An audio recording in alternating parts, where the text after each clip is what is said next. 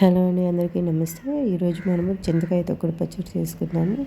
దీనికైతే ప్రాసెస్లోకి వెళ్ళిపోదాము. బాణాలు పెట్టి 2 టేబుల్ స్పూన్ల ఆయిల్ వేసి, ఆయిల్ హీట్ ఎక్కాక 10 నుంచి 12 ఎండుమిర్చి తీసుకొని కాసేపు వేపాలి. ఇవి మధ్యలోకి చేల్చాలి.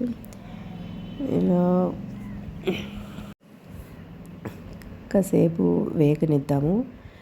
ఈ లోపల మనము దీనికి 1 టేబుల్ స్పూన్ల ధనియాలని యాడ్ చేయాలి కాబట్టి ధనియాలు తీసుకుందాము.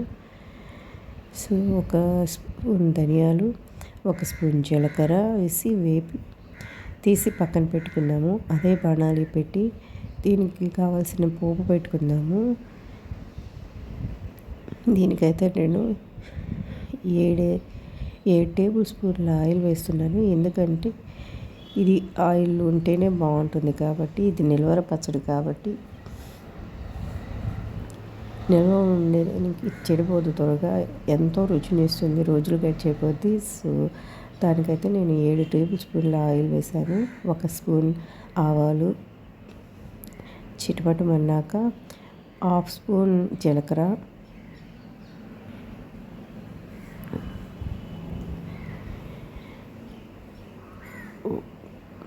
1 తెల్లగడ్డపాయ, 1 స్పూన్ పచ్చిశనగపప్పు, 1 స్పూన్ మినపప్పు వేసి మనం పోపు రెడీ అయిపోయినట్టే. కావాల్సిన వాళ్ళు 1 ఎండుమిరపకాయ, కావాల్సిన వాళ్ళు దీంట్లో కొంచెం ఈ స్టేజ్లోనే ఇంగువ వేసుకోవచ్చు. నేనైతే వేయట్లేదు.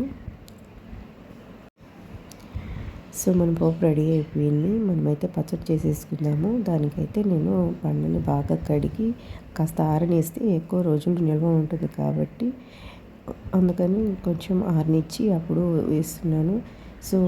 నేనైతే ఎండుమిరపకాయలు ఫస్ట్ దంచేస్తూ ఉన్నాను. ఎండుమిరపకాయలు కొంచెం మెత్తగా దంచిన తర్వాత మన చింతకాయ తొక్కుని తీసుకొని మనము 10 నుంచి 12 దాకా తీసుకున్నాము కదా. 1 స్పూన్ చింతకాయ తొక్కు అయితే సరిపోతుంది మనకు. కారం ఘాటుగా ఉంటుంది కాబట్టి కొంచెం 1 స్పూన్ అయితే సరిపోతుంది. దేంట్లో అయితే కొంచెం వాటర్ వేసి దంచాలి. మన పచ్చడి అయితే రెడీ అయిపోయింది. నేనైతే పోపు పెట్టేస్తున్నాను. మన పూర్వీకులు ఎంతటి మహాభాగ్యాన్ని తిన్నారు కాబట్టి జబ్బులు లేకుండా ఉండారండి. చింతకాయ తొక్కుడు పచ్చడి చాలా మంచిది ఆరోగ్యానికి. ఒకసారి ట్రై చేయండి. Like and subscribe.